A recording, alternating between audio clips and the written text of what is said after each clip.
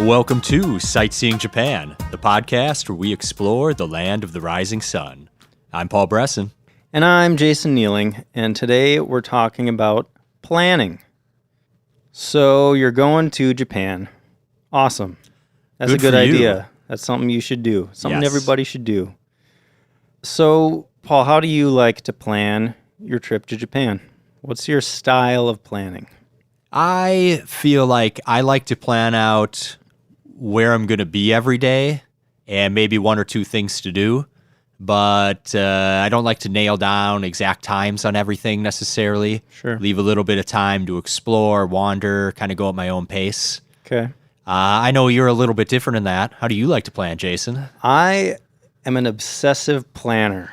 I'll just come right out and say it. I will admit, my last trip to Japan, I went with Jason, and he planned everything so well. Not going to lie. Everything went smoothly. We knew exactly where we were going every moment. It was pretty good. Well, I appreciate you saying that. Yeah, I do like to do a lot of research. Well, I like to see a lot of places. I always have a long list of things that I want to see and do. So to make sure that I fit all those in there, I need to spend a lot of time, making sure I know when things are open, when things are going to be like way too busy, how I'm going to get in between these cities. I don't want to spend a lot of time walking around a train station confused. So I'm going to look up, I'm going to have maps of the train station on my phone. I'm going to, I just want to have everything covered so that I can spend as much time as possible enjoying the things around me rather than being stressed out about how I'm going to get somewhere and how much time I'm going to have to spend there. Yeah, I do remember my first trip to Japan. I quite enjoyed it, but I was there with my brother, and we would spend 30 minutes in the morning trying to figure out, when does this place open and what we should do first and how late that place is open. And, we could have maybe been using that time to see one more thing or do one more thing. Yeah. And your first trip to Japan was kind of before the day of smartphones, right? So that must have made it a lot harder not being able to just look up train schedules whenever you want. Yeah, our only internet access was at the one computer at the hotel that they had in the lobby. Yeah, that I can't imagine that, honestly. On every trip I've made to Japan, I had internet with me at all times, and that made it just so insanely We printed a lot of convenient. Google directions out and brought them with us. Yeah, like walking directions and train directions. Yeah. But I will say that doing obsessive planning like I do, it does have some drawbacks. There were times when I'd researched a place so much that once I actually got there, it kind of already felt like I knew everything. Like I'd already seen everything there was to see online. Yeah, you show up and it looks like the photographs do. Yeah, it's like, okay, well, this you already know all the info. Yeah, it's pretty much what I expected based on my research. But, it's really personal preference. There's definitely value in just showing up without a plan and exploring. I really like exploring and just finding new things. That's really exciting for me. But I think there's a good balance between those. You want your time to explore, but you don't want to waste time being lost and confused. Yes. Our next topic is time of year. What time of year should you go to Japan? And again, there's a lot of personal preference here. Are you into skiing and snowboarding? You want to go spend some time in Hokkaido?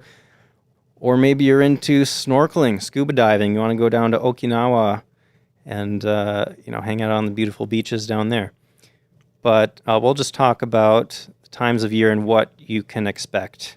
So we'll start in January. January is going to be cold, probably, unless you're really far south, because Okinawa is basically tropical. Yes, tropical climate. Yeah, it doesn't get much below 55 any time of the year.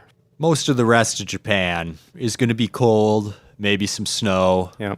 It's definitely the slow time of the year tourism-wise, so you might get some better deals. It might be less crowded, but weather-wise for most of the country, not the ideal time to go unless you're trying to ski or snowboard. Yeah.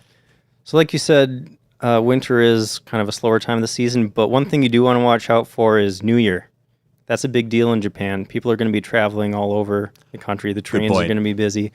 So basically, from the week before Christmas up to the beginning of January, there's going to be a lot of people traveling around. Just something to watch out for.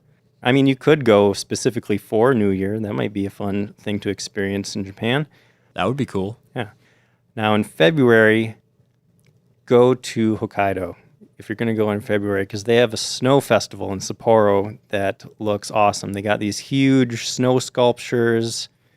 I'm sure they got all sorts of food stands and all sorts of fun stuff to do. Yeah, I haven't been to Sapporo, but I've heard that festival is pretty amazing. Yeah, I definitely want to check it out someday. What do we have in March, Paul? March is start of the perfect time, basically, to go to Japan. The weather's going to start warming up. It's not going to be the rainy season yet. So March to May is kind of like the spring season. Good traveling for sure. Yeah. You're also going to want to visit at that time of year if you are interested in seeing the cherry blossoms. That's Hanami season. Yes, it depends on where you are in the country, and it depends on the weather that year. Right. So if you're booking 6 months out in advance, you're kind of rolling the dice. But in general, if you're around the Tokyo region of the main island, it's the last week of March, first week of April-ish is when you're most likely to see those beautiful cherry blossoms blooming. Yeah, you can see, so they're going to start blooming in the south, right? Okinawa gets the cherry blossoms in like January, somewhere around there. And then they kind of start blooming further and further north as you progress up to like early May. Another thing to note in that season is April 29th through May 5th is Golden Week. Yes, you might want to avoid Golden Week. It's going to be very busy. Most of the hotels are going to be booked long in advance. What is Golden Week, Paul? It is a holiday weekend, or a holiday week, I should say, in Japan. There's several holidays bunched together right there. So everybody's going to be off work and out of school. A lot of Japanese people take advantage of it to travel. The kids are off school. People are off work. So what next? What comes after spring? Well, then you got your summer season. It's going to be freaking hot. It's going to be hot. It's going to be humid. It's going to rain a lot. It's not quite the ideal time to travel to Japan. Depends what you're into. If you do want to climb Mount Fuji, I mean, that's a fun thing to do. And Mount Fuji opens to climbers on July 1st. Yeah, I've heard the summer can be good if you're into like hiking and outdoors stuff. You just have to hope you don't get rained on too much. Yeah. Yeah, if you can handle the heat, I'm sure it's a great time to go. My first trip to Japan was kind of at the end of summer, like at the end of August into September. And it was still a little warm. Like I was wearing shorts and a t-shirt around even then. But that was a decent time to go.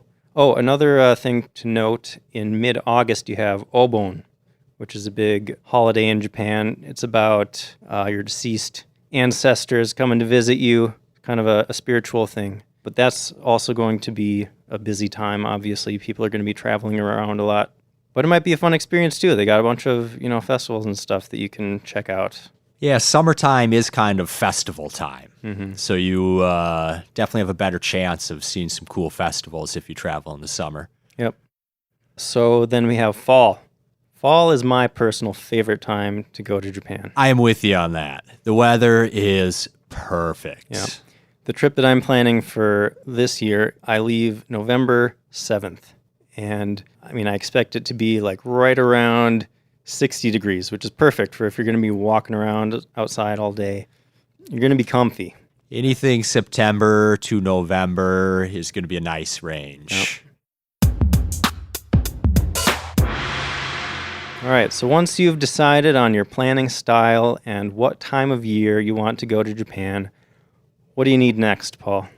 You need to make sure that you have an active passport. That would be good. They're not going to let you into the country without a passport. And I know that here in the United States, it can sometimes take 2 to 3 months, sometimes possibly even longer to get your passport if you don't have one. Yeah, you want to make sure you get that out of the way ASAP.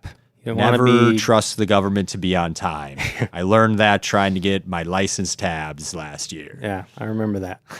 But yeah, you don't want to be getting close to the deadline with that passport. That will be stressful. Yes. So the other piece of that is you're also going to need a visa, no matter where you're coming from in the world. Fortunately, if you're coming from the U.S., that visa is basically automatic. You just show up at customs and they put a visa into your passport.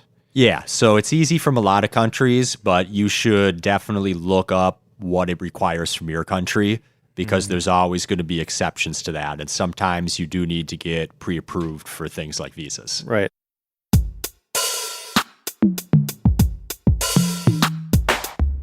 Once you have your passport and visa, you are probably ready to look into booking a flight. How do you book a flight to Japan, Paul? I use the internet. That is wise.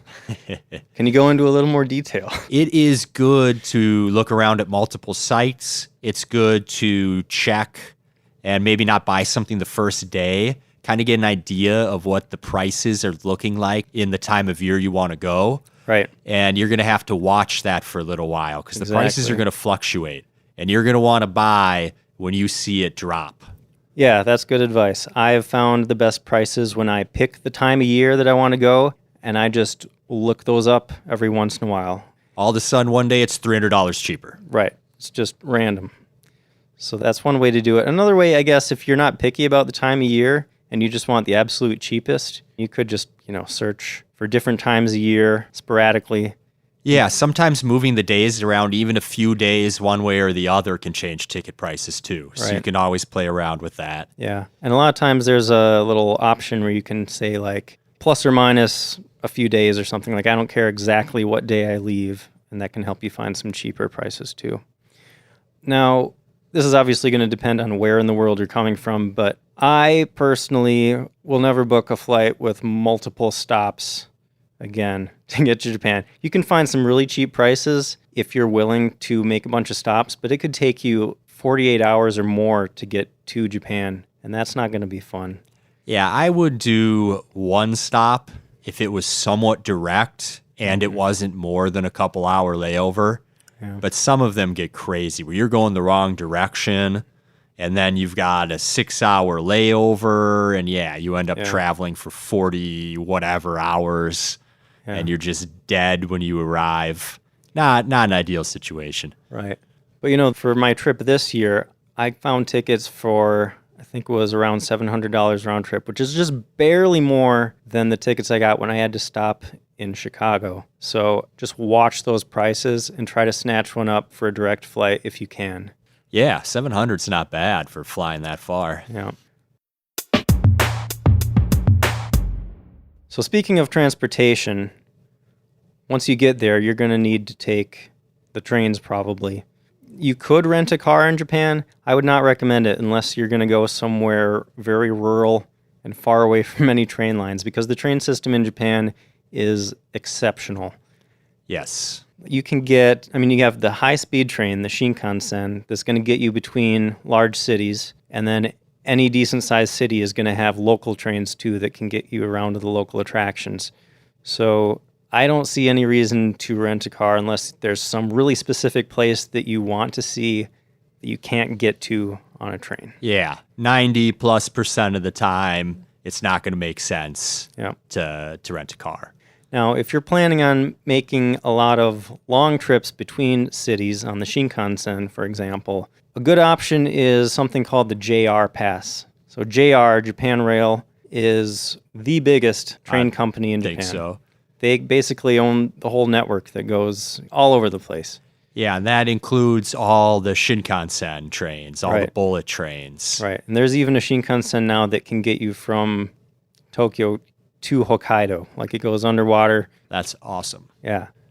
So the JR Pass will let you onto any JR train, local trains and long distance trains for free. Like once you have the pass, you don't have to pay anymore. Yeah, any JR operated train you will be able to get on for free with the pass. Yep. Which is going to be the bullet trains, and every major city has at least one major line probably that's JR, maybe even some smaller lines too. Yeah. It can also, it's not even limited 100% to trains. That actually includes the ferry to Miyajima near Hiroshima. So the JR Pass is hugely useful, basically, is what we're saying. You can get a 1-week pass or a 2-week pass, and let's see, you can get the green car one. The green car is basically first class. I was just reading about that today to see if I wanted to get the green pass for my trip. Oh, yeah? You get a little more room. So the normal trains are 6 seats across. The green cars are 4 seats across. So your seat's a little bigger. Some of them have electric reclining seats. You have a power outlet there. You can plug in your phone or whatever, your laptop. It's about 30% more expensive than the normal JR Pass, but, depending on what your priorities are, it might be a good option. That sounds nice. I never had trouble with the main stuff. It's not like the trains are uncomfortable or anything. Yeah. But it's never bad to upgrade if it's within your budget. Yeah. I mean, even the standard Shinkansen seats are like way more comfortable than any airplane seats. Yeah, so much better than a plane. You can get up, you can walk around, you've got space, you got leg room. Right, a lot of leg room. I had enough room to stick my suitcase in front of my knees, and still, I didn't feel constrained at all. Wow. Another thing to note about the JR Pass is that you can't get it in Japan. Rather, you can't get the voucher in Japan. So the way that it works is you're going to order the pass. You're going to get a voucher in the mail that says that you ordered the pass. Once you're in Japan, you take that voucher to a JR office and exchange that for the pass itself. But this pass isn't available to Japan residents. You need to be a visitor, and you have to order that voucher ahead of time. That's the only way to get it. Right. Because it's a good deal. If you're using the trains, it's a good deal. It's for tourists. And that's why we're mentioning it now, because you do need to get it ahead of time. Yeah, you're going to want to plan ahead. If you decide that's what you want, you should probably just get that done with right away after you book your flight and you know when you're going to be in Japan. Yep. You're also going to need to order that voucher within 3 months of the time that you intend to use it. That's another thing to note. So, there are a bunch of websites that sell them. You can go look up all the requirements if you're not sure about There's plenty your of passport status. Good info out there in English on Google. Yep. But JR Pass is what you want. If you're going to be traveling, like, let's say from Tokyo down to Osaka, Kyoto, and back, it's going to be worth it. If you're traveling less than that, it might not be worth it. So it's a good idea to try to add up kind of the price of because you will still have to pay for other trains. If you're hopping around Tokyo, maybe half your trains or so will be covered, but you're still going to have to pay for all the non-JR trains. Yep. So it saves you a lot if you're doing the bullet trains. Mm-hmm. And then it helps getting some of the smaller ones too. But that's like the main, I think, reason to get it. Yep. All right, let's move on to hotels. You're probably going to want to stay at a hotel. Now, how do you choose a hotel, Paul? I usually choose the cheapest one that I can find. That's one way to go. Based on the location. You know, there's parts of town or certain cities that I want to be in, and I go and look. But there are different kinds of hotels as well. Yeah, there are a lot of options. We'll get a little more into details later about hotels. Yeah, we're going to do a whole episode about hotels, but basically just to list them out real quick.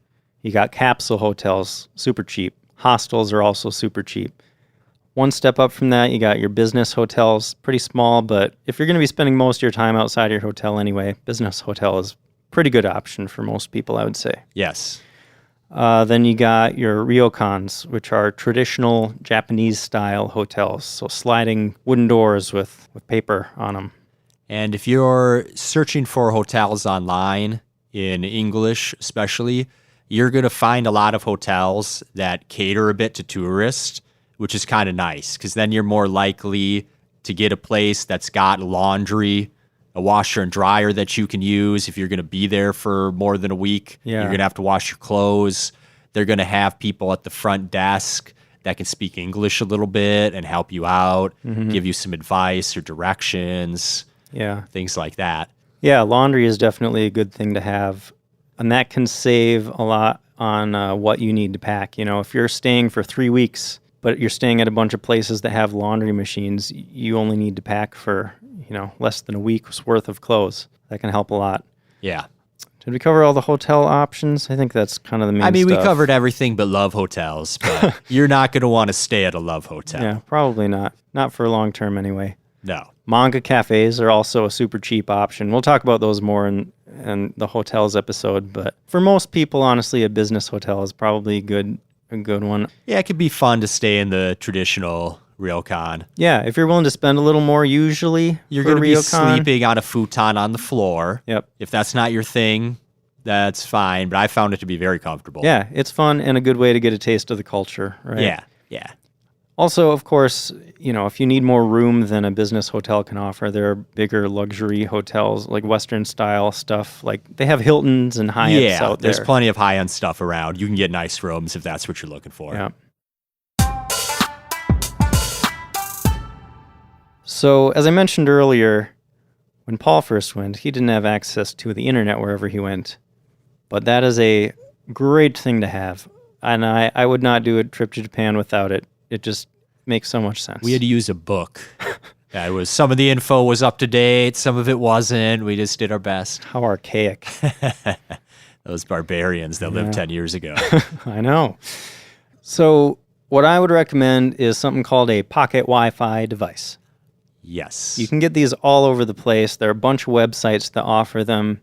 The one that I've always gone with and had great experience with is Global Advanced Communication. Basically what it is you rent this little device. It's about the size of a pager, if you remember what those are. Maybe about half the size of a cell phone, let's say. That's probably a better way to describe it. And basically what this does is you turn it on, it connects to the cell network, and it creates a little Wi-Fi hotspot for you. You can connect your phone, your iPad, your laptop, whatever. And the cell network in Japan is so much better than the ones here in the U.S. Yeah, the Wi-Fi was great. We never had a problem with it. Yeah, super fast. Like you can stream HD video probably. Yeah, being able to look up directions and times and find local restaurants, when you're hungry, it's just super convenient. Yep. It's worth every penny easily. Yep. So you have access to Google Maps. You can tell where you are and how to get to any place at any time. You might also find the Google Translate app useful if you're, really don't know much Japanese and you want to get some point across. That's one way to go. Yeah. For the trains, there's a website called hyperdia.com. Yes. That is amazing. You don't need to worry about figuring out the train schedules because you just type in where you are and where you want to go, like what station you want to get to in Hyperdia, and it'll tell you all your options for different routes, how long it's going to take, how much it's going to cost. It'll give you the most direct option. It'll give you the quickest option. It tells you the fares. I believe you can even put in like future times. Like I'm going to be leaving at 6 p.m. Yeah. So ahead of time, you've got it all planned out, what train you're going to be at, what time that train's coming, where you're transferring. It is a very useful site. Hugely useful. Another option, if you don't have a Wi-Fi device, is an internet cafe. Those are around. You can rent a computer for a little while if you need to look something up. Also, most hotels are going to have a computer that you can use to look things up.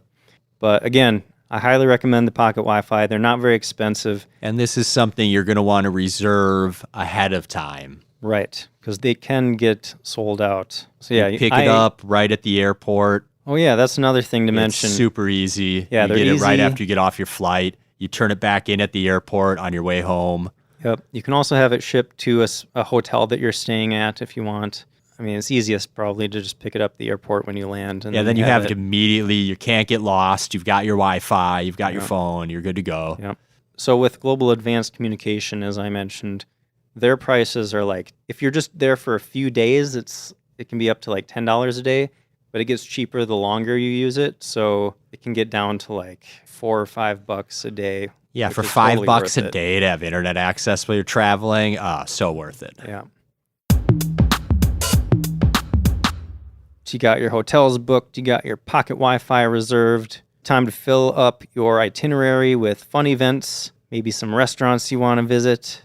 Yeah, if you are going to visit a temple or see a site, you can just show up. You don't need anything. Yeah, But most things. if you are planning to take a tour, you want to go to a fancy restaurant for some delicious food, you're going to want to book that ahead of time in advance. Yeah. A lot of high-end restaurants can be really tough to get into, especially for a foreigner that doesn't speak the language very well. Depending at the hotel you're staying at, they might have a concierge that can help you get a reservation. But some of these restaurants are going to be booked like more than a month in advance. If you saw Jiro Dreams of Sushi on Netflix and you want to go to Jiro's, it's going to be tough to get in there. Yeah. You're going to want to plan ahead. You're going to have to book that well ahead of time and Yeah. have that ready to go. And Japan has amazing cuisine. You definitely want to look into stopping by some good restaurants. For sure. And I mean, you don't need to go to a super high-end, expensive, No, there's place to plenty get of a restaurants you can just walk into where they've got amazing food too. But if there's something specific you want to try, not a bad idea to book just a really nice meal. Like, why not, And, I mean, I can't say enough good things about Kobe beef. Or Wagyu beef, a.k.a. Japanese beef in general, is just a whole different thing than the beef that you get in the U.S. So I will take your word for that. Yeah. Paul doesn't eat meat, but there's plenty of delicious vegan and vegetarian food in Japan as well. Yeah. Maybe we'll have to do an episode and you can talk about that just for all the vegans out there. We'll do a food episode at some point. Yeah. Okay, so we talked a little about restaurants, events too. There are a lot of tours that you can take that are pretty cool. If you don't want to wing it yourself, or if you want a tour guide that's really knowledgeable about an area, it's not a bad idea to book a tour. Yeah, we took a tour last time we were in Japan. We did. Where did we go? We went to Mount Fuji, and we went to the ice caves, and Akigahara Forest. I think I might have said that right. Close. Close enough. Akigahara. But yeah, also known as the Suicide Forest. And that was a really fun tour. We did not see any dead bodies, thankfully. But it is a beautiful forest. It is. It's like a lava forest, so the ground is really hard, and there's a bunch of spots where all the roots are growing on top of the lava. Yeah. It was amazing. It looked really cool. There are places you can actually see like where the lava was flowing, and then it solidified into a stone. Anyway, we're getting off track here. It was Talking a good about time. tours. Look into doing some tours. There's some really good stuff out there. Yeah, there are a lot of good tours. We did that one. You can also get tours to Hakone to get some great views of Mount Fuji. And even if you're just staying in Tokyo and you don't have, a JR pass, or you're not planning on going to any other cities, a lot of these tours include transportation to some area nearby. Yeah, we hopped on a bus from Tokyo, and they drove us down to Mount Fuji, and the tour guide entertained us and gave us some info along the way. It was a good experience. Yeah, made a whole day of it. Yes. You can also book some museums you might want to book ahead of time. Studio Ghibli, if you're into Studio Ghibli, they have a museum that you're going to want to book ahead of time. Yeah, when you're looking at where you want to go and what you want to see, you'll probably see advice on if it's something you need to book ahead of time or not. Yep. Just be aware that get that done. Yep.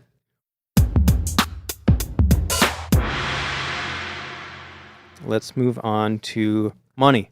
Money. Yeah, trips to Japan do cost money, unfortunately. Yes. You are going to want to have some cash. Yep. I always read that Japan is very much a cash-based society, and to some extent that's true, but I didn't find it to be quite as true as I was led to believe. Well, especially for some of the touristy stuff, there's going to be some cash only for small vendors and things like that. Sure. If you're visiting, a temple that you have to pay admission to or something, they're not going to take credit cards probably. Right. You're going to need some yen to get into a temple, do that sort of thing. Yeah. But the big things like the trains, your hotel, you can put on a credit card. Restaurants, almost all restaurants will take credit card. Not all of them, though. Right. So it's a good idea to have some cash on hand. And everyone, I think, knows you don't want to exchange money at the airport. It's going to be a marked up rate. Go to your bank. Almost any bank will exchange money for you. With something like yen, they might not have it on hand, so you might have to order it. So it's something you might want to do a couple weeks or a week before you go to give your bank some time to get some yen for you. Yep. But it's easily doable, and that's the best way to get a a good rate. And Yeah. That's what I've always done is order cash from my bank ahead of time.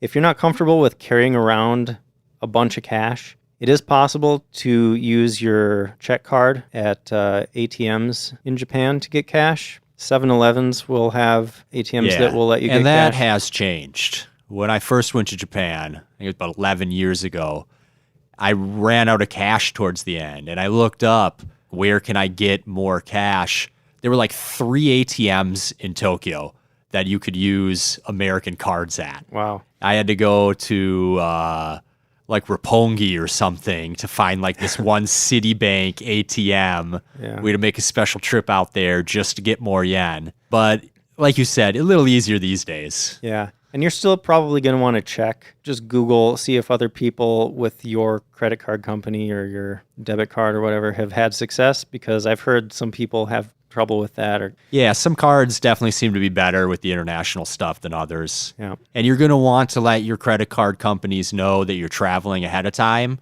so your card doesn't get shut down the first time you pay for your first hotel room in Japan. Right. That would not be fun.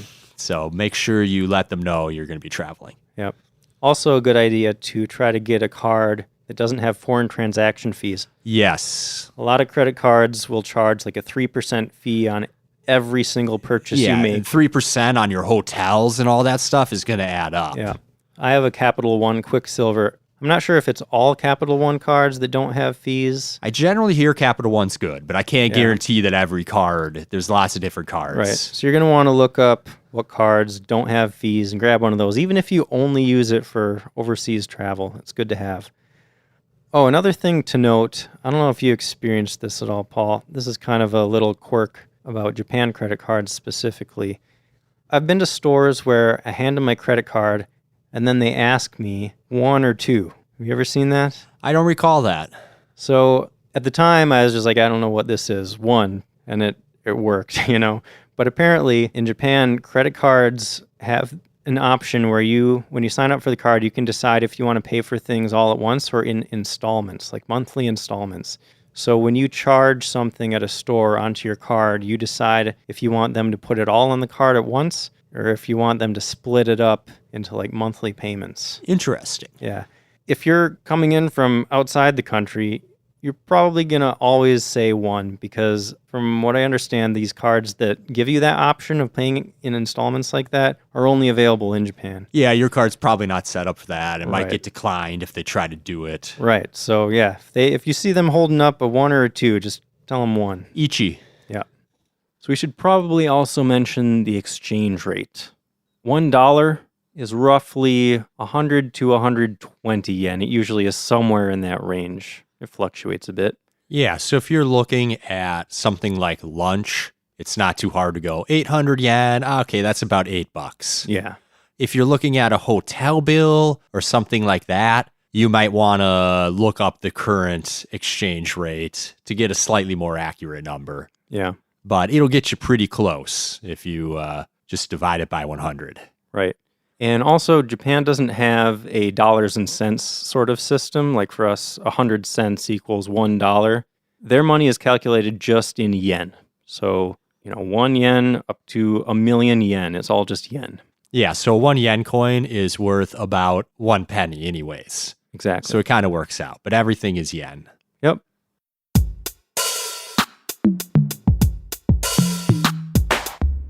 Okay, so you have money. You got everything booked. What do you want to know now?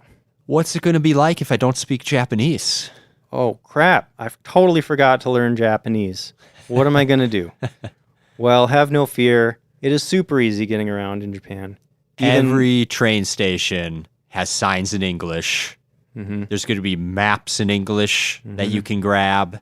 Yep. At any JR offices, they're going to speak enough English at the very least to be able to help you get where you want to go. And a lot of friendly people. If you stand around with like a lost face on or looking at a map or something, almost guaranteed someone's going to come up to you within a minute or two and ask you if you need directions. Yeah. People are very helpful, very friendly. Everyone in Japan studies English all throughout their school. Some of them are much better at it than others. And a lot of But people are there's- shy to use it. Yes, But there's quite a few out there that are pretty good at it or like practicing, and you can usually find someone around that speaks a little bit of English. Yep. Again, back to the pocket Wi-Fi. I mean, if you have Google Maps, you probably won't even need to ask for very many directions. You can Right. probably get through a whole trip without really talking to anybody. Your hardest thing's probably going to be ordering food at a restaurant. Yeah, but even that, Some of them have pictures on the menu. yeah, either pictures or, this is a big thing in Japan, you walk up to a restaurant and they have a glass case outside with all these, The displays. yeah, I mean, they're actual like 3D recreations of what each Yeah, dish little looks models like. of each dish. So you Yeah. can see exactly what it looks like, get Yeah. exactly what you want. Yeah, so at most restaurants, you can just point at what you want and Some of the neighborhood restaurants even have like a vending machine where you pick what you want, pay at the vending machine, and it gives you a ticket. And you just go in and give a ticket to the cook. Yep. And they make your food for you and give it to you. Yep, don't You have to don't say have anything. don't have to talk to anybody. Yep. There are a few good words to know, though, just for the sake Absolutely. of, I don't know, blending in a tiny bit. Absolutely. So, arigato. What does that mean, Paul? Thank you. No, thank you. So that's a good one. Most people have heard of that one. You got konnichiwa. Sumimasen. Sumimasen You is bump into great. anyone. Yeah, that's, Sumimasen. yep, that's I'm kind of sorry. an excuse me / I'm sorry. It can be used in a lot of It's situations. very versatile. If you make any mistakes in Japan, which I have done many times, if you do anything dumb, sumimasen is Sumimasen. super useful. Yes. All is forgiven if you just sumimasen. Yeah. Get a phrase book or something. Yeah. Like, just look up a few things before you go. Yeah. Oh, you know, I didn't even put bathrooms on here. Maybe we should mention bathrooms. Yeah, we could mention Let's bathrooms. talk about bathrooms. If you have an overactive bowel, don't worry about going to Japan. There are bathrooms everywhere. Yeah. Train stations, convenience stores. Department stores. I mean, all sorts of free public bathrooms. They pretty much always have floor-to-ceiling doors. You don't have that gap under the stall or anything like in the U.S. You got those great... Well, sometimes you'll find bathrooms with a Japanese-style toilet, which is kind of... You have to squat over You it, will basically. see both ends. You will see like the Japanese style toilet, which is like looks like a urinal put in a floor Yeah, that you got to squat over. yeah. Be careful. I almost lost my wallet into one Oh, yes. my first time using it. Make sure your pockets are secure before you squat. That would be crappy. You're also going to see super high-end toilets as well. Oh, yeah. They got, like, they'll make a flushing noise while you're going just to cover up the sound of whatever you're doing in there. The toilet seat might be heated. Yep, They're going to have a bidet on there yep. with multiple options. Yeah, they're pretty cool. I mean, don't worry about the Japanese style toilets because it's pretty rare that you find a place that only has those. Some place will have both Japanese Yeah. style and Western style It was only in like toilets. older train stations that I'd see like the Yeah. squat toilets. Yeah. Most of the hotels I stayed in had like pretty nice advanced Japanese toilets. Yeah. Should we move on to etiquette? Yes, etiquette is very important in Japan. Yeah. They have a very ordered society, I would say. You don't want to step out of place. You don't want to do something you're not supposed to do because everyone's going to notice. They're going to talk about the gaijin over here. Look what he's doing. Yep. I'm joking. Like, they understand that you're a foreigner. You're not super familiar with the culture, perhaps. They'll cut you a little slack. Yeah. But be careful with your shoes. Yeah. In most buildings you go into, you're going to take your shoes off. They're going to have a little entryway with a bunch of little shoe cubbies. And you're going to take your shoes off, put them in a cubby. No one's going to steal them because it's Japan and people don't do that. And then you're going to walk around without your shoes inside. So wear socks. Please do everyone a favor and wear socks. Yeah, well, do yourself a favor. You don't want to be the awkward person that doesn't have socks to wear. I wouldn't say it's most buildings, though. Like restaurants, you're generally not going to have to take off your shoes. It depends on the restaurant, It though. does depend on the restaurant. I have been to and a if you're place- like at a department store or a mall, you're not going to have to take your Right. shoes off. Right. We're talking more... Like a traditional restaurant, you might. Yeah. Some hotels. Yeah. Or at least, like a lot of hotels will have a little spot right when you enter your room to take your shoes off, so you don't have to wear them around inside your hotel room. Yeah. Okay, I'm going to try to list off the places where I had to take off my shoes. I had to take them off when I went to a cat cafe to hang out with the cats. Okay. I had to take them off at a capsule hotel, like not just at the capsule, where obviously you're not going to be wearing shoes, but even when you first get into the building. But like I said, most hotels, you're not going to have to take off your shoes until you get to your room. Just keep an eye out for it. From time to time, you're going to have to take off your Yeah. shoes. Some temples, if they have like tatami rooms and they're going to let you walk around like in the temple, if you're gonna going take off your into shoes. a room in a temple, you're probably taking your shoes off. Yeah. Let's talk about train etiquette. Before you get on the train, Yes. don't be the jerk at the train station trying to shove your way into the train. The people there, the locals you will see, they're going to line up on both sides of the door, leaving ample space in the middle for everyone to get off at that stop, and then both lines are going to shoot onto the train. Yep. And a lot of So- times there are even lines painted on the platform like to show you where to line up. Maybe there are Yeah. little footprints painted there to show you, stand here. The doors are going to be in the same spot every time, so everyone knows where to stand. So don't block the door. Wait for everyone to get off the train before you get on. Yep. Also good to watch for, there are trains in Japan that are women only. Train cars usually, not the whole train. I misspoke. Not the entire train. And I think what I saw when I was there, on the pad to get onto the train, there is going to be a sign painted, surrounded in like pink or something, Right. and usually be in English too, that says like women only. Right. So if you're a man, be aware of that. It's Yep. often at the front of the train, like the first two cars or so. And we're not going to get into the gender stuff surrounding that, but Yeah, they have their reasons. yeah. Just be aware of that. Yeah. So once you're on the train, like you said, you don't want to eat on the train, right? Right. Very rude. Also, talking on your phone, being loud in general, that's not a thing. Yeah, don't be listening to music on your phone unless it's headphones. That's okay. Yeah. But you're not on the New York subway. You can't just do whatever If you're you going to want. talk quietly. Any other train stuff you can think of? Yeah, if you've got bags with you, keep it on your lap. Keep it close to you. Don't just leave your bag in the middle of the aisle. Everyone's got really good etiquette over there. Just try to do what everyone else is doing. Yeah, that's good advice for no matter where you are. Just if you're not sure what to do, look around. Yeah. Just be aware of your surroundings. So money is handled a little bit differently in Japan. Yeah.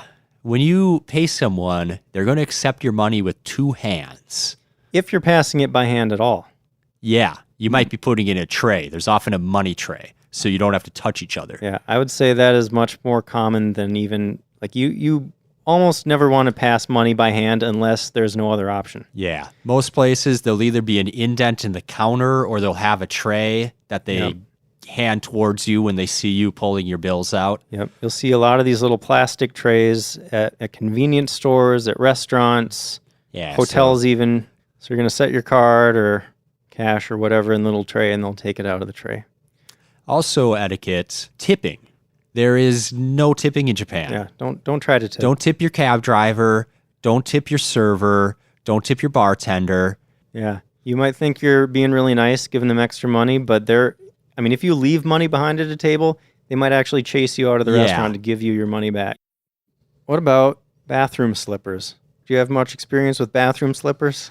I mean, not really. They were like at the hotel, but I've seen them multiple places, restaurants, that cat cafe that I was talking about where I had to take off my yeah. shoes. So if you've got your shoes off already, there's probably going to be some slippers you can put on. Yeah. So you don't have to walk around with your socks in a Yeah, bathroom. that's a good rule of thumb. Anytime you're not wearing your shoes, if you need to go to the bathroom, there are going to be slippers specifically for the bathroom. This is a cleanliness thing. Yeah. So when you get into that bathroom, put on those slippers right away. And when you get out of that bathroom, make sure to leave those slippers behind in the bathroom. Yes. You don't want to be the guy walking back to the table at your restaurant in the bathroom slippers. Everything in Japan is really clean. They take good care of stuff. But no matter where you are, someone's peed on the floor at one point. No one wants to be walking around in a bathroom with their socks on. Yeah. What about taxis? I guess the only thing I was going to say about taxis is that they're high tech, man. Those doors will open automatically. Don't go reaching for that handle. Yeah, trying door's to going to open your swing open taxi for door. you. Yeah. The only other thing I had for etiquette is shrines and temples. These are religious places, basically. You want to be, Have some respect. yeah, just, again, pay attention to what other people are doing. And there are actually specific etiquette rules for those places. And we're going to talk more about those in our episode about shrines and temples specifically. But you can look that up, too. There are, ways that you're supposed to wash your hands before you go into a shrine, that kind of thing. All right, so once you've got all this stuff figured out, it's the day before your trip. Let's get to packing. Yes, it's time to pack. I mean, we're not going to go over just general packing stuff that applies to any destination, but specific to Japan, you're going to want to bring deodorant. Because, now this is an interesting fact. There's a gene that a lot of Asian people have that will give them like dry, flaky earwax instead of wet earwax. And that same gene has to do with underarm odor. Did you know that, Paul? I did not know that. Yeah, it's true. It's the same gene. So those people that have the flaky earwax are not going to have a lot of underarm odor. They just don't have the stuff that the bacteria like to eat that make the odor, I guess. So it's going to be hard to find Western-style deodorant in Japan. Good thing to bring from home. Basically the only toiletry that you're going to have a hard time getting there. Yeah, you can find toothbrushes, toothpaste, floss, that sort of thing. A lot of that is provided for free by most hotels. If not, you can find it at convenience stores. Yeah, you're probably going to have some shampoo and soap and conditioner and all that basic hotel stuff. Yeah. Another thing that's a good idea to pack, depending on where you're coming from. From the U.S., we fly more than like 12 hours to get to Japan. So it's a good idea to have a neck pillow because you're probably going to be sleeping on that plane. Yeah. The only time I ever use a neck pillow, and I'm so glad to have one. Yeah. Bring some entertainment, too. Bring a book. Download a new game on your phone. Sure. A lot of times, it depends on the airline, of course, but most of the time they're going to have built-in entertainment into the back of the seats on the plane. But yeah, so bring some nice headphones so you don't have to use the cruddy ones they give you. Yeah, it's good to have options. Be prepared for a long trip. Yeah, I like to bring a few things. 2 hours of this, 2 hours of that, 2 hours of that. It makes the plane ride go quicker, for me at least. Yep. Along with the neck pillow, sleep mask, earplugs can be good if, to help you get as some much sleep. sleep as you can on the plane because it's a long flight. There's a time difference. You're going to be dealing with jet lag. Yep. It could be the difference between having a good first day and being just knocked out your whole first day. Yep. My last point, and again, this is kind of all down to your personal style, how you like to do things, but I like to pack as light as possible. Yes. Because, like I said, I like to see a lot of places, visit a lot of cities. It's no fun lugging around this huge suitcase or multiple suitcases. I bought some wool shirts for my next trip that can, if you're not grossed out by it, they can go a couple days before you wash them.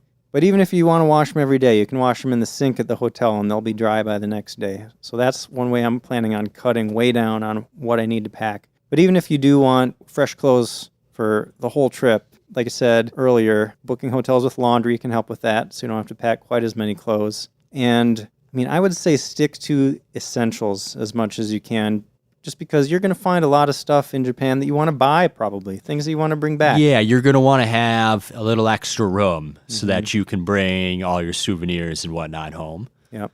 I would also recommend packing light. It depends a little bit on what you're going to do. If you're just going to stay in Tokyo the whole time or you're going to stay at one hotel the whole time, it's not as big of a deal. Yeah. But if you're planning to get around and travel a bit, it's just so much easier not having to deal with 2 big suitcases plus a carry-on. It can be a lot. Yep. The last time we were in Japan, I was there for about 10 days, and I did it with just a backpack, which in retrospect was maybe a little bit too light, but it's totally doable. Yeah. There's so many things that you could bring, but when you really think about it, you don't really need it. Yep. So pack light, unless you don't want to. Yeah, Pack or not. heavy. Whatever. Yep. All right, so you got everything booked. You got some phrases in your back pocket. You know where you're going. Got all your stuff packed. I think you're ready to go to Japan. All right. Well, I guess that's it for this episode. If you want to find us on the web, you can check us out at sightseeingjapanpodcast.com. We're also going to have our social media links there. And Paul, what's up next week?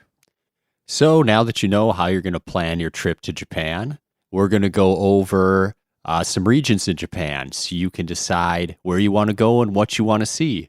So on the next episode, we're going to be talking about the Kanto region, which is the region of Japan that includes Tokyo. So there's going to be a lot going on there. Yeah, there is a lot going on in Tokyo and around Tokyo, and a good place to start your trip. Absolutely. All right. Well, thanks for listening, and we will see you next time.